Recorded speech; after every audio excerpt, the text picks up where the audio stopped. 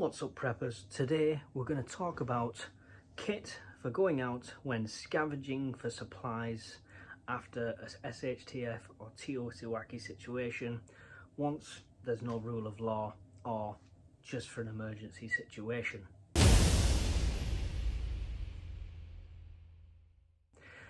Now, this kit, it might look a bit suspicious to some, but that's fully not the intent.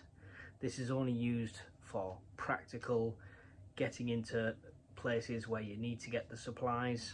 You know, with the law in place, you would never use this, you would never go out with this. If you've prepped enough and you are prepping, by the time it came to use something like this, you are down to your last few cans, your last few bottles of water, okay?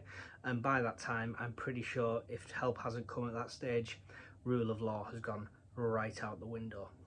So this is all for theoretical situations, but just keep that in mind while we go through this kit bag. Here you can see it's on, just how it mounts on the side, very comfortable. I can quickly slide it around the front or the back, no problems at all. Even with the large tool in the middle, it doesn't seem to encumber me in any way. Here's the kit. The main tool on the front is this crowbar.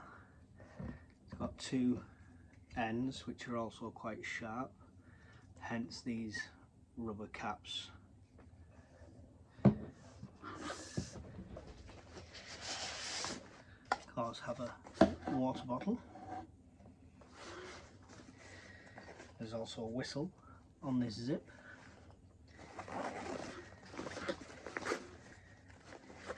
First pouch, we have a knife with a glass punch on one end as well.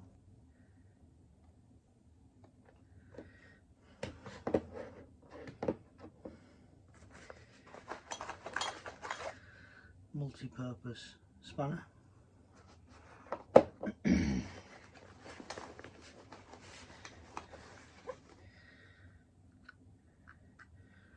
Compass. This is an Adlock kit. A standard valve radiator key for different types of valves. We've got this small section on the side here. This has two lighters, some water purification tablets, paracord, and a bobby pin. Then in this main section here, this is a large military issue field dressing, just in case. We have a small bunch of cable ties, always handy. A couple of really thick, good quality plastic bin liners. And I know it's pink, and I know it's drumstick squashums, but this is hand sanitizer.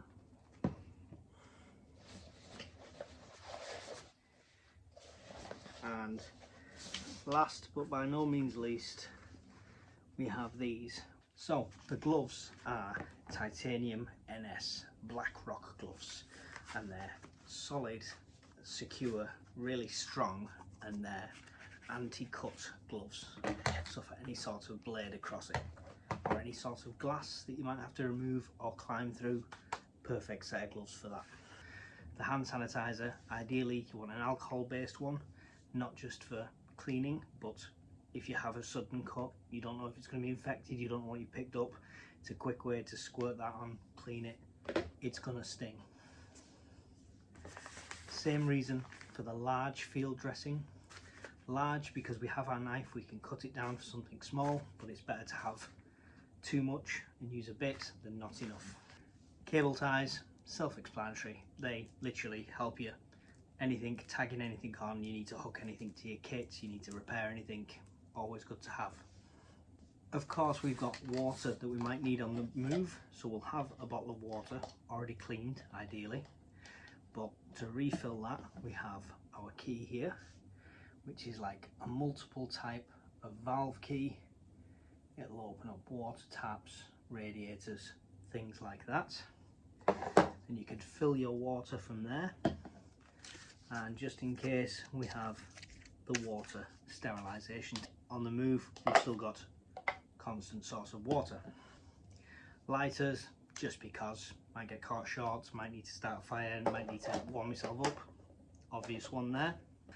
This adder lock, I am going to do a full video at some point of a demonstration of how this works. But basically, you break open a lock on a door or where the catch catches, and it won't close and it's swinging loose. Once you're inside, you can use this to reseal that lock so nobody can get in from the outside. Paracord, because you never know.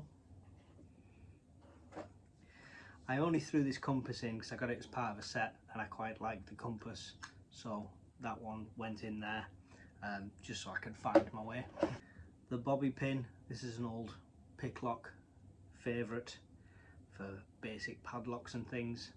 I know you can get full lock picking kits, maybe I'll replace that with something like that one day, but for now it's a nice little tool to have. Multi-point spanner, most people who have had bicycles will have seen something like this, but it is handy not just for bolts as it were, but for any larger valves that this might not get. Large, black, strong, thick plastic bags, like rubble sacks but quite big ones. That could be handy for collecting gear, firewood, supplies, anything like that while you're out there looking. I would recommend though you would have this as your full kit on your waist, but you'd have an empty backpack on your back so you can gather things that way. Obviously we need a knife. This is just a secondary one I've had for quite a while. It's got a good blade on it, tried, tested, trusted. It's got a glass punch there just for a window, very handy, and it's got the seatbelt kind of cutter. Not sure I'd need the seatbelt cutter in any sort of situation, but still good tool to have.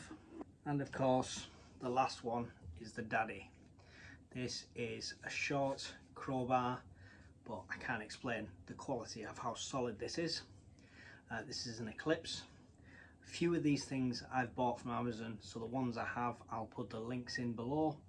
Other stuff I've just sourced. I mean, for example, that I got from Bygone Times, which is like an antique dealer, had all old military stuff.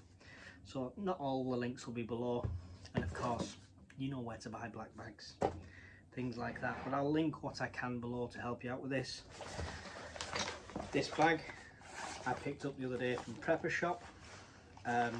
Yeah, I'm pretty sure I selected the one that wasn't camouflage, but I'll have to double check my order. That's probably me, not them, but either way I'm not in full camo gear anyway. It doesn't matter that one little side pouch is, but it is really handy. The water bottle came with it. It's not amazing, it's quite thin plastic, but the seal on it is quite good, so it'll do as a spare or a reserve. Now, even with all this stuff in, this still had quite a bit of space in, so if you wanted to add some undisclosed self-defense items to this, there is room for that. There's this strap that goes around the front that you can easily clip stuff onto, things like that, any sort of holster or anything. And the belt obviously goes all the way around with a clip, and you can use your belt to mount extra pouches should you need it. You don't want to be over encumbered. The reason I like this one is if I'm climbing through a small space, this can easily push round to the front, push round to the back. You know, it's not going to really get in the way. I can move it around, shimmy it around as much as possible. This is the heaviest bit of kit, so if I needed to I could have this in my hand, but mounted on the front like there between everything, it was quite fixed and no problems. I've walked around a bit with it, no issues there. So that's it. So if you have to go out shopping post SHTF, make sure you take the right keys for the job. Thanks for watching the video. If you made it this far, guys, don't forget to hit like and subscribe, leave a comment, let me know if there's anything you'd add to my kit, and I'll see you all in the next video.